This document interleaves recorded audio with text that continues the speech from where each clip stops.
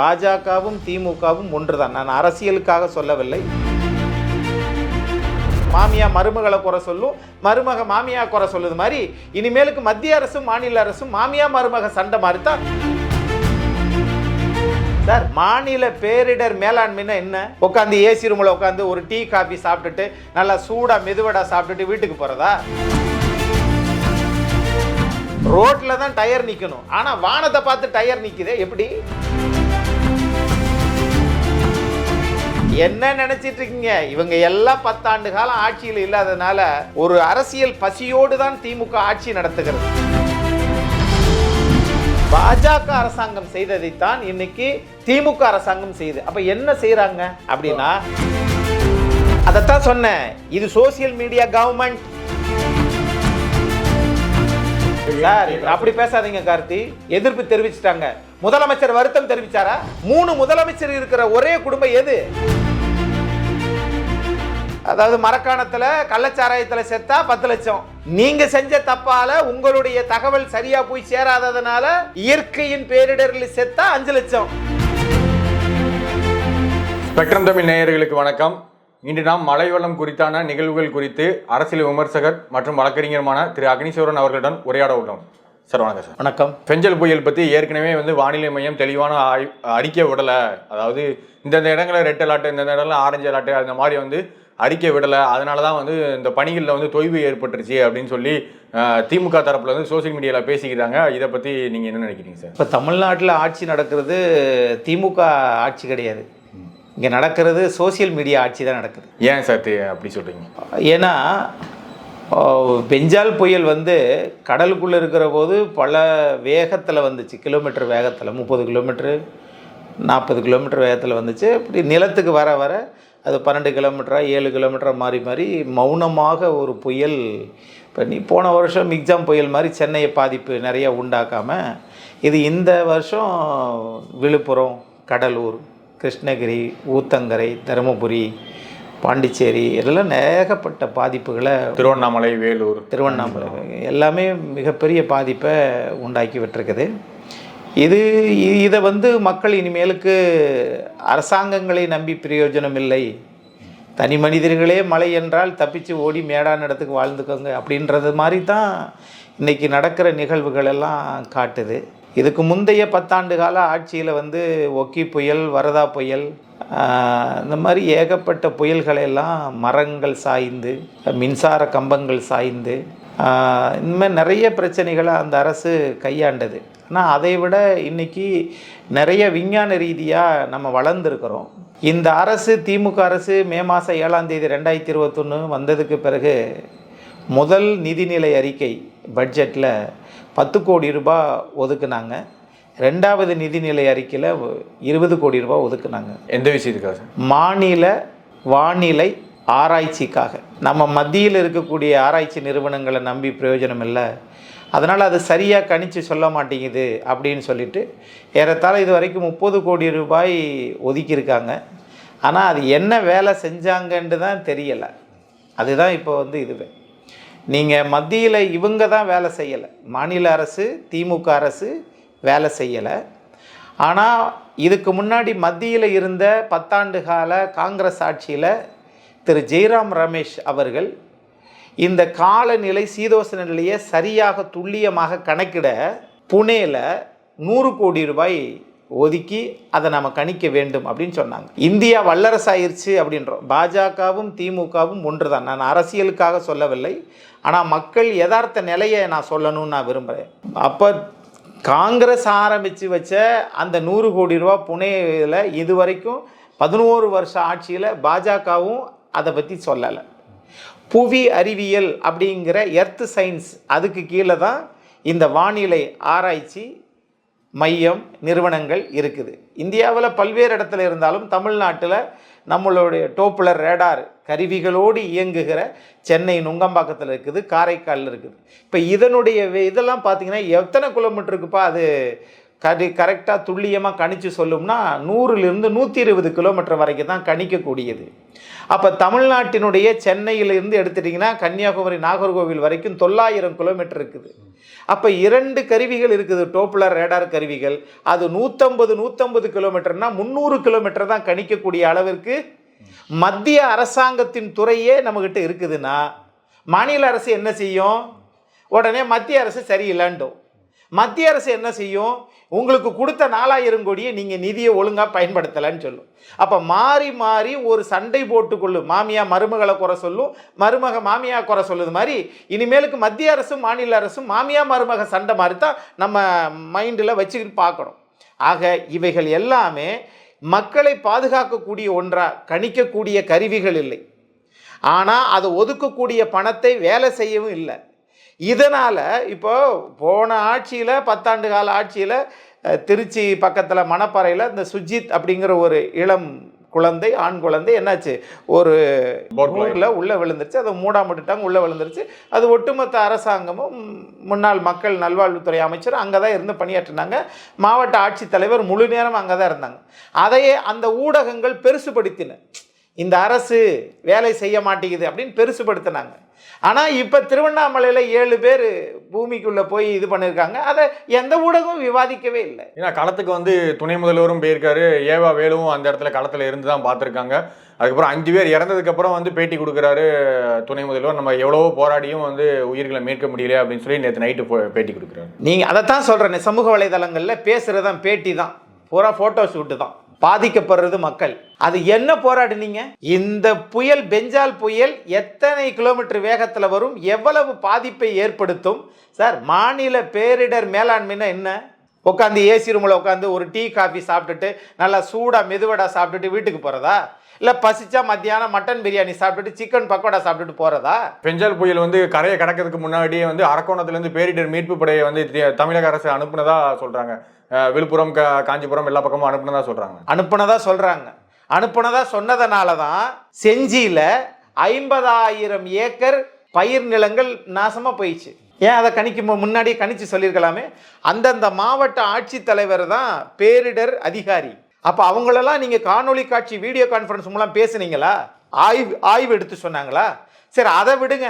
நீங்கள் இன்னும் வரைக்கும் திமுக வெறும் வாயிலேயே வடை சுடுகிற இந்த இயக்கம் 2015 மிகப்பெரிய வெள்ளம், அந்த செம்பரம்பாக்கம் ஏரியை திறந்து விட்டாங்கன்னு இன்ன வரைக்கும் பேசிட்டு இருக்கீங்களே. ஆனால் சாத்தனூர் அணைய 1,70,000 கன அடி நீரை முன்னறிவிப்பு இன்றி எடுத்து விட்டதனால தான் சென்னை நாகர்கோவில் நெடுஞ்சாலை, மதுரை விழுப்புரம் நெடுஞ்சாலை துண்டிக்கப்பட்டுச்சா இல்லையா? ஆனால் சகஜ நிலைக்கு திரும்பிருச்சுன்னு அன்னைக்கே சொன்னீங்களா இல்லையா? அமைச்சர் துரைமுருகன், பொதுப்பணித்துறை அமைச்சர் துரைமுருகன் என்ன சொல்றாருன்னா, நாங்கள் 5 முறை வந்து அறிவிப்பு கொடுத்ததுக்கு அப்புறம் தான் சாத்தனூர் அணையை வந்து நீர் திறந்து விட்டோம் அப்படின்னு சொல்லி அவர் எதிர்க்கட்சி தலைவருக்கு பதில் சொல்றாரு. அப்படி இருந்தால் பாதிப்பு எப்படி வந்திருக்கும்? அப்படி இருந்தால் இத்தனை வாகனங்கள், பெரிய பெரிய கார், ஆம்னி கார், லாரி எல்லாம் ஏன் எப்படி கவுந்து கிடக்குது? ரோட்டில் தான் டயர் நிற்கணும், ஆனால் வானத்தை பார்த்து டயர் நிற்குதே எப்படி? அது முன்னறிவிப்பு கொடுத்தீங்கன்னு அர்த்தமா? எதில் கொடுத்தீங்க? உங்களுக்குள்ளே பேசிக்கிட்டீங்களா? ஒரு அரசு கோப்புகள் எத்தனை வந்து மின்சார இதில் இது இருக்குது, கம்பிகள் இருக்குது. ஏஇ அங்கே இருக்கக்கூடிய பிடபிள்யூடி இன்ஜினியர், அந்த மாவட்ட பொறுப்பு தலைமை அதிகாரி இருப்பார்ல, அவர் வந்து இந்த மாதிரி திறக்க போறோன்னு சொன்னீங்களா? 1,70,000 கன அடி. அப்போ அந்த நீர் வரத்து எவ்வளவு வேகமாக போகும் பாருங்க. இப்போதான் அது சரியா இருக்குது. அப்போ இவர்கள் எல்லாமே மூடி மறைக்கக்கூடிய வேலையை செய்கிறாங்க. இது தொடர்ந்து செஞ்சுக்கிட்டு தான் இருக்கிறாங்க. மாறா இவங்க என்ன தெரியுமா பண்ணுறாங்க? இல்லை நாங்கள் வந்து மழை நீரை ஸ்பாஞ்ச் பூங்கா அப்படின்னு சொல்லிட்டு மழை நீரை அப்படியே பூங்காவில் தண்ணியில் இறக்கி நாங்கள் கீழே கொண்டு போகிறோம். இது கனடாவில் தோற்று போன ஒரு திட்டம், வளர்ந்த நாடுகளில் இருக்குது. இந்தியாவே நம்மகிட்ட இவ்வளவு வரியை வாங்கி ரத்தத்தை உறிஞ்சுகிற மத்திய பாரதிய ஜனதா அரசாங்கம் ஜிஎஸ்டி கல்விக்கு 18%, வணிக வளாக கட்டடத்துக்கு 18% வாங்குறீங்கல்ல. இன்னும் வரைக்கும் நீங்க என்ன பண்றீங்கன்னா, ஐரோப்பிய நாடுகள்ல இருந்தும் அமெரிக்க நாடுகள் இருந்தும் இருக்கக்கூடிய வானிலையை வைத்து தான் இந்திய வானிலையை கணிக்கிறாங்க. ஆனா சீனாவை நம்ம எதிரி நாடாக பார்த்தே நாம் கீழே இறங்கி கொண்டே இருக்கிறோம். சீனாவில் ஏறத்தாழ 4,500 கிலோமீட்டர் அந்த டோப்ளர் ரேடார் கருவி கண்டுபிடிக்கக்கூடிய அந்த வீச்சு அதிகமா இருக்கு சார். எங்கிருந்து? வடக்கிலிருந்து தெற்காக 4500, 12,000 கிலோமீட்டர் கிழக்கிலிருந்து மேற்காக. அப்போ ஒட்டுமொத்த பெய்ஜிங்ல இருந்து ஒட்டுமொத்த சீனாவையும் துல்லியமாக வானிலையை கணிக்கக்கூடிய சக்தி வல்லரசு பெற்ற நாடாக இன்னைக்கு சீனா மாறி இருக்குது. ஆனா நாம 150 கிலோமீட்டர் தான் போகக்கூடிய கருவிகளை வைத்துக்கொண்டு, ஒருவேளை தமிழ்நாட்டில் அந்த கருவி பழுதாய் போச்சுப்பா, சரியாக, அதாவது காற்று அது என்னது கண்டுபிடிக்கும். இந்த டோப்ளர் ரேடார் என்ன வேலையை செய்யும்? காற்று எவ்வளவு வேகத்துல வீசுது, எவ்வளவு வேகத்துல வந்து கரையை கடக்கிறதுக்கான வாய்ப்புகள் இருக்கு, காற்றின் வேகம், காற்றின் திசை, காற்றின் ஈரப்பதம், இது வெப்பச்சலனம், அந்த மழை பொழிவு, இவை 4ஐயும் கணிக்கிறது தான் இந்த டோப்ளர் ரேடார். ஒருவேளை டோப்ளர் ரேடார் இங்க வேலை செய்யல, அப்ப என்ன பண்ணுவீங்க? நமக்கு அருகாமையில் இருக்கக்கூடிய திருவனந்தபுரத்துல இருந்து தான் நீங்க வாங்குவீங்க. ஆக நாம் பேசுவது எல்லாம் வாய்ப்பந்தல், வாய் சவடால் விடுகிறோம். மக்களை இனி காப்பாற்றுவது அரசாங்கங்கள் அல்ல, இயற்கை தான். ஒருவேளை இயற்கையும் கைவிரிச்சா கோவிந்தா தான். இப்போ அமைச்சர் பொன்முடியா இருக்கட்டும், ஏவா வேலுவா இருக்கட்டும், களத்துக்கு போகும்போது அமைச்சர் பொன்முடி மேல வந்து சேற்றெல்லாம் வாரி இறக்கிறாங்க. ஆனாலும் அவர் அதையும் மீறி மக்களை வந்து பாதுகாக்கணும், மக்களுக்கு இதை வேண்டிய உதவிகளை அரசாங்கத்துல இருந்து செய்யணுங்கிறதுக்காக தான் அந்த போய் களத்துல போய் நிக்கிறாங்க அமைச்சர் எல்லாம். நமக்கு 1000 குறைகள், நம்முடைய விருப்பு வெறுப்புகள் இருக்கலாம். என்னதான் இருந்தாலும் அமைச்சர் பொன்முடி அவர்கள் ஒரு மூத்த ஒரு அரசியல்வாதி. அது மட்டுமல்ல, கலைஞர் கருணாநிதி காலத்திலிருந்து அரசியலில் இருக்கிறார், பல முறை அமைச்சராக இருந்திருக்கிறார். நமக்கு 1000 கோபதாபங்கள் இருந்தாலும் ஒரு அமைச்சர் மீது அப்படி எறிவது சரியா இல்லை. ஒன்று. இன்னொரு விஷயம், அமைச்சர்களும் நீங்கள் ஆபத்து நேரத்தில் போய் அரிசி மூட்டையை கொடுக்கறத விட அதுக்கு முன்கூட்டியே எப்பா இந்த மாதிரி மழையெல்லாம் வருது பார்த்துக்கங்க அப்படின்னு ஒரு அறிவிப்பு கொடுத்தாலே, எங்க சார் என்ன நினைச்சிட்டு இருக்கீங்க? இவங்க எல்லாம் 10 ஆண்டு காலம் ஆட்சியில் இல்லாதனால ஒரு அரசியல் பசியோடு தான் திமுக ஆட்சி நடத்துகிறது. அது எப்படின்னு கேட்டீங்கன்னா, ஒரு இதுக்கெல்லாம் வந்து ஆதாரங்கள் இருக்கா அப்படின்னாட்டா, லஞ்சத்துக்கெல்லாம் ஆதாரம்லாம் யாரும் வச்சு செய்யறது இல்லை, கொடுக்கறது இல்லை, அது ப்ரூஃபு இருக்கிறது இல்லை. ஆனால் ஜஹாங்கீர் பாட்ஷா என்று சொல்லக்கூடியவர் என்ன பண்ணாங்க? 11,70,000 ரூபா மொத்தமாக லஞ்ச ஒழிப்புத்துறை கையில் பிடிச்சாங்க. ஆனால் அவருக்கு பதவி ப்ரமோஷன் கொடுக்குறாங்க, பதவி உயர்வு. எங்க நீங்கள் அங்கே திருநெல்வேலி போங்க அப்படின்னு ஆணையராக போட்டிருக்கிறாங்க. அது மாதிரி தான் எல்லா மாநகர ஆணையர்களை இவங்க, அதாவது முக்கியமான இடத்துக்கு நல்ல வருமானம் வரக்கூடிய வாஸ்ட் ஏரியா இருக்கு இல்லையா, நிறைய மக்கள் தொகை, டென்சிட்டி ஆஃப் பாப்புலேஷன், அது இருக்கிறதெல்லாம் என்ன பண்ணுறாங்கன்னா, மொத்தமாக நமக்கு வருமானம் அதிகம் சொல்லி அவர்களே பணத்தை கொடுத்து தான் ஆணையர்களே அங்கு வருகிறார்கள். ஆனால் இவங்க என்ன பண்ணுறாங்கன்னா, வந்துட்டு அது ஒரு 3 மாதத்துல சம்பாரிச்சிருவாங்கன்னு வச்சுக்கோங்களேன். கொடுத்த எவ்வளோ பணம் என்று எனக்கு தெரியாது, உங்களை போன்ற ஊடகத்துக்கு தான் தெரியும். ஆனால் அந்த கொடுத்த பணத்தை எவ்வளவு பணம் கொடுத்தாலும் அதை 2 மாதத்துல சம்பாரிச்சிடறாங்க. இவங்க ஆபத்து நேரத்தில் யாருக்கு பணம் கொடுக்குறாங்க? அரசியல் கட்சி தலைவர்களுக்கு, அமைச்சர்களுக்கு, பெரிய பெரிய ஆளுக்கு கொடுக்குறாங்க. கொடுத்தவங்களை அதிகாரிகள் அமைச்சர்கள் சொன்னால் கேட்பாங்களா? நான் காசு கொடுத்து தானே இப்போ இந்த பதவிக்கு வந்தேன், நீ என்ன கமெண்ட் பண்ணுற? கேட்பாங்கல்ல. அப்போ அரசு நிர்வாகமும் அரசு துறை அதிகாரிகளும் வந்து அமைச்சர்கள் பேச்ச கேட்பதே இல்லைங்கிறீங்களா? கேட்காதனால தான் இந்த நிலைமை. அது மட்டும் இல்லை, இப்போ நம்ம வந்து வேகமாக வந்து ஒரு ஃபேஸ்புக்கை பார்க்குறோம், ட்விட்டரை பார்க்குறோம், அதை பண்ணிவிட்டோம். இன்னொரு விஷயம், பாஜக அரசாங்கம் செய்ததைத்தான் இன்னைக்கு திமுக அரசாங்கம் செய்யுது. அப்போ என்ன செய்கிறாங்க அப்படின்னா, பெய்டு ப்ரமோஷன். சமூக வலைதளங்கள்ல ஆட்சி நடத்திட்டு இருக்காங்க பாஜகவும் திமுகவும். ரெண்டுமே பாசிஸ்ட் கட்சி தான். ஆனால் பேசுறது சமூக நீதி, நான் ஏழைகளுக்காக வாழ்கிறேன், நான் எளிமையானவன், பேசுறதுக்கு நல்லா இருக்கும். ஆனால் ஒரு சமூக வலைதளத்தில் இல்லாத ஒரு போஸ்டரை, மழை வெள்ளம் இல்லாத நேரத்தில் இருந்த பாலம், டி நகர் அரங்கநாதன் பாலம், அதை எடுத்துக்கிறாங்க. அல்லது வேற ஒரு பாலத்தை எடுத்துக்கிறாங்க.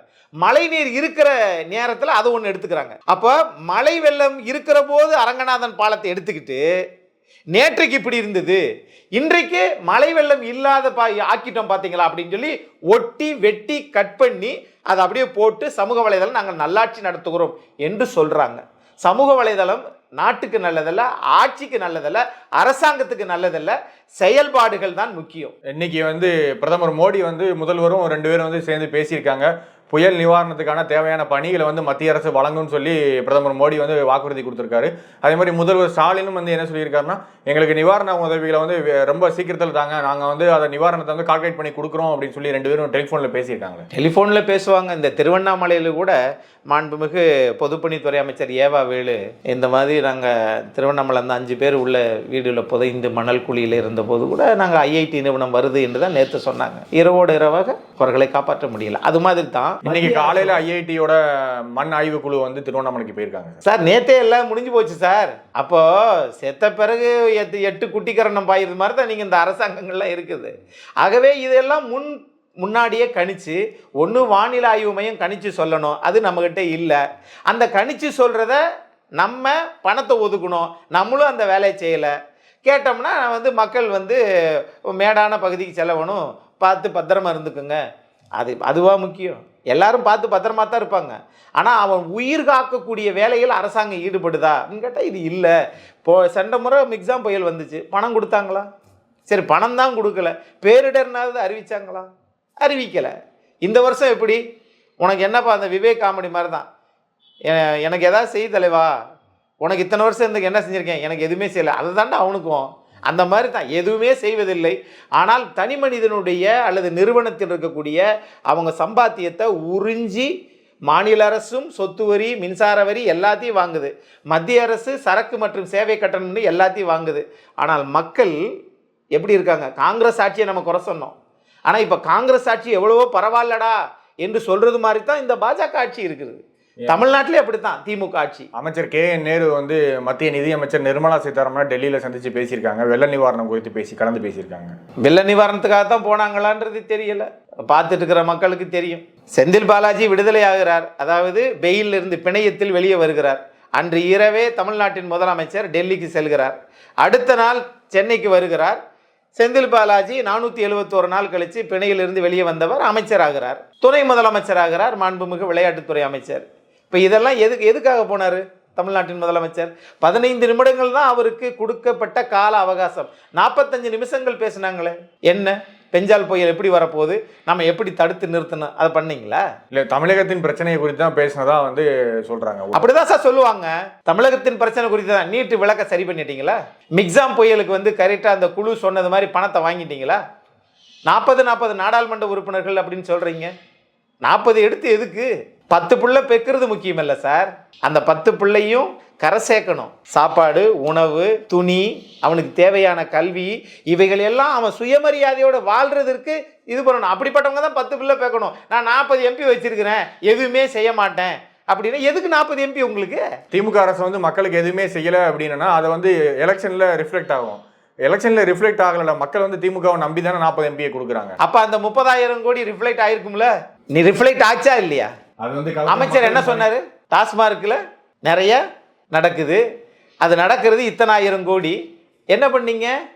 பேசுனதுக்கு பதில் சொல்லல, பேசின கருத்துக்கு அவங்க பதில் சொல்லல.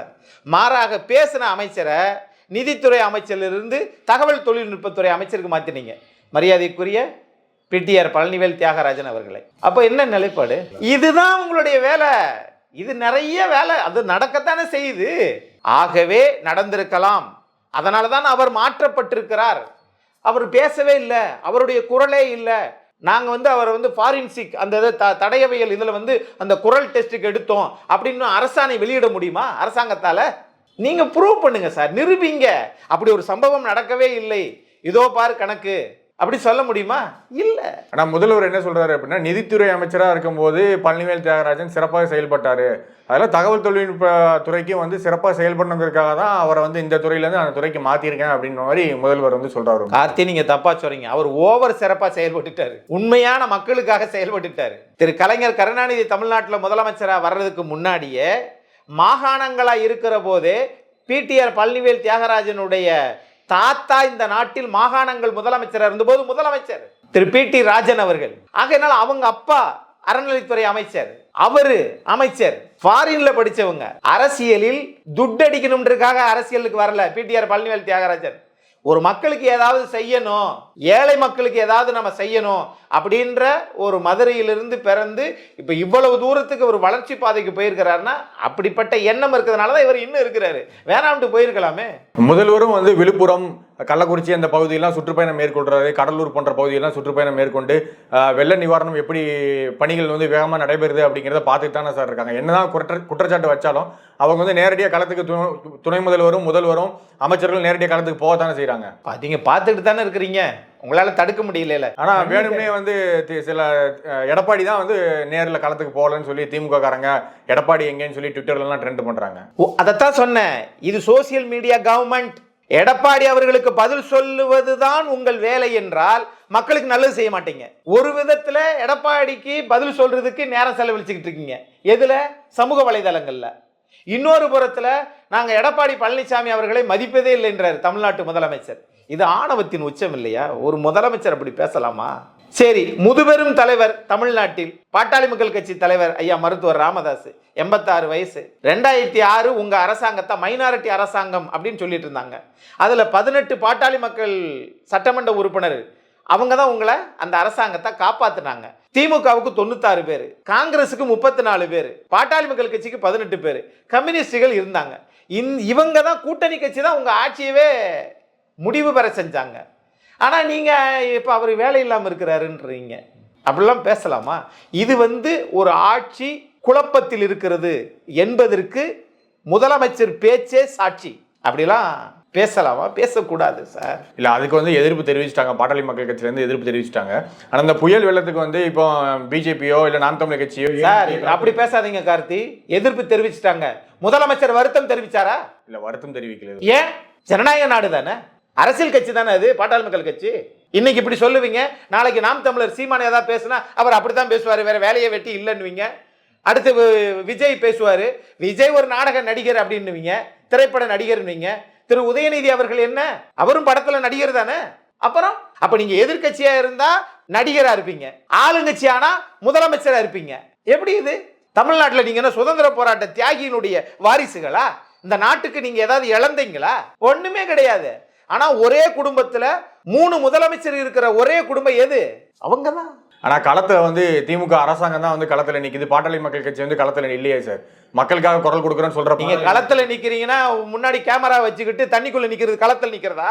1,70,000 கனஅடி தண்ணி நிற்கும் போது அந்த தண்ணி திறந்து வர இடத்துல நீங்க நின்றீங்களா? அப்புறம் புயல் வரக்கூடிய வேகம் கணிப்பு சரியா சொன்னீங்களா? எதுவுமே சொல்லலையே. ஊத்தங்கரையில எவ்வளவு தண்ணி போச்சு, எவ்வளவு பயிர் சேதம் சார். இது கணக்கிட்டு அதுக்கான நிவாரணங்கள் விரைவில் வழங்கப்படும் சொல்லி முதல்வர் அறிவிச்சிருக்காரு. விரைவில் வழங்கப்படும் 2026. அவ்வளவுதான். இறந்து போனவங்களுக்கும் 5 லட்சம் ரூபாய் நிவாரண தொகை அறிவிச்சிருக்காரு. அதாவது மரக்காணத்துல கள்ளச்சாராயத்துல செத்தா 10 லட்சம். நீங்க செஞ்ச தப்பால உங்களுடைய தகவல் சரியா போய் சேராததுனால இயற்கையின் பேரிடரில் செத்தா 5 லட்சம். இதுதான் திமுக மாடல், சமூக வலைதள மாடல். இதுதான். நம்முடன் இணைந்து பல்வேறு கருத்துக்களை பகிர்ந்து கொண்ட மிக்க நன்றி சார். மிக்க நன்றி.